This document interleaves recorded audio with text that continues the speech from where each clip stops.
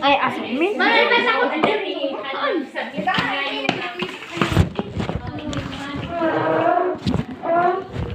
Ay, awan. Manalbas ako, di ba naman? Hindi lang.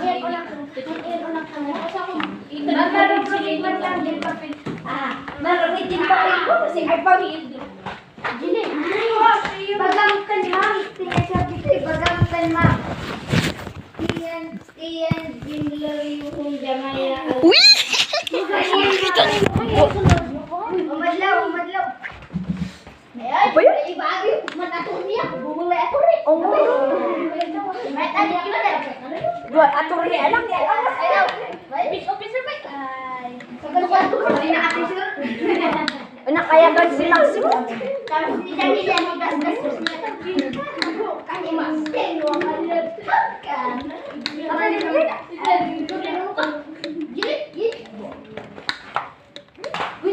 Gini. Kayak lupa ya ketempatan si Jili.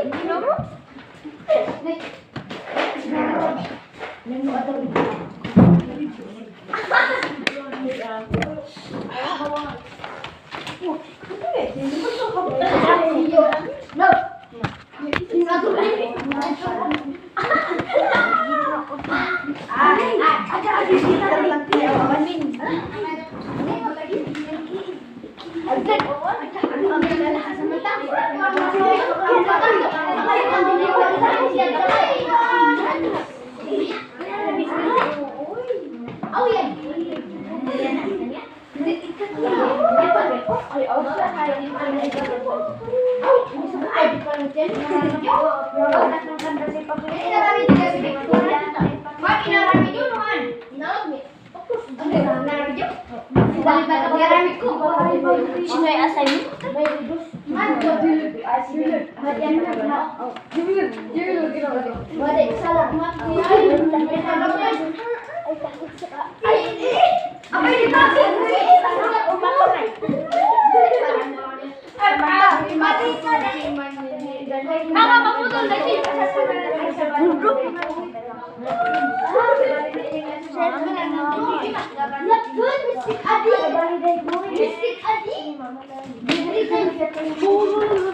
Bakit parang maingay ka naman? Lalabas yung alaga ninyong tigre. Gusto niyo? Mamaan? Song leader. Isa song leader.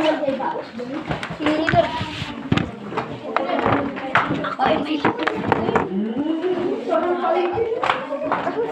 Ay, ginagawa. Tama na ako kayo bangus. Kayo? Oh, song leader.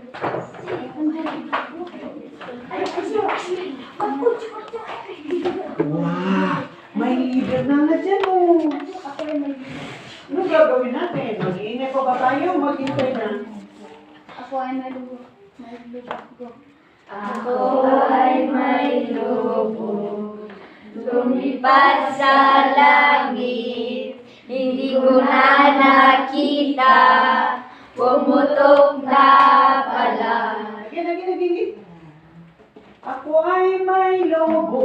Go. Ako ay may lobo, lumipad sa langit, hindi ko na nakita, pumutok na pala.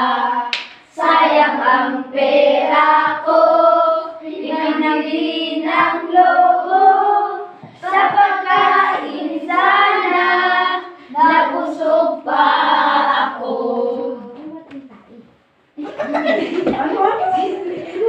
Ano naman yun? Anong sinasabi ni Jim na?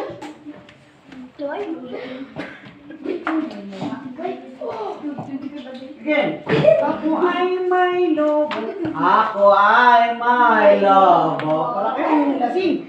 Ako ay may lobo. Ready, go. Ako ay may lobo, lumipad sa langit, di ko na nakita, pumutok na pala. Sayang ang pera ko, pinangbili ng lobo, sa pagkain Yan ang pili ng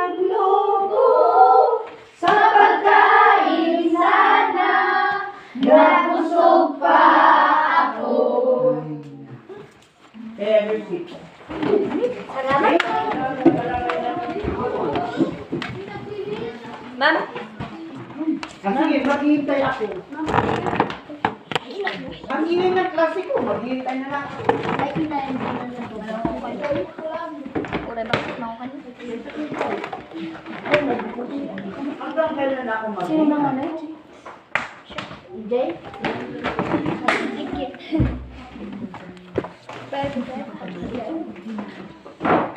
Ano, pinag-aralan? Pakinggan na ninyo, grade 5 kung malinis sila. Kaya, mas grade 6 sa'yo, mas ano eh, dapat makinig.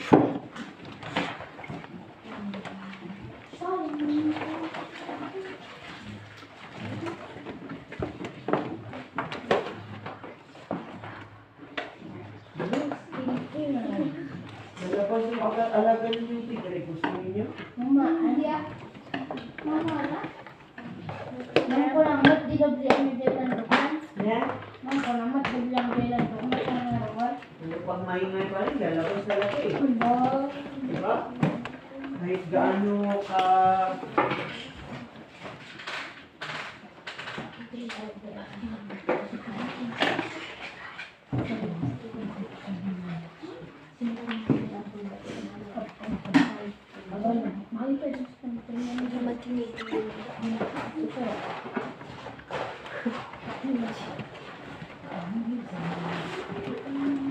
Ano nga pag-usapan natin kahapon? Ma'am, Dingin. ma'am siya client. O dingin, anong natalakay natin? Yes, Jumler.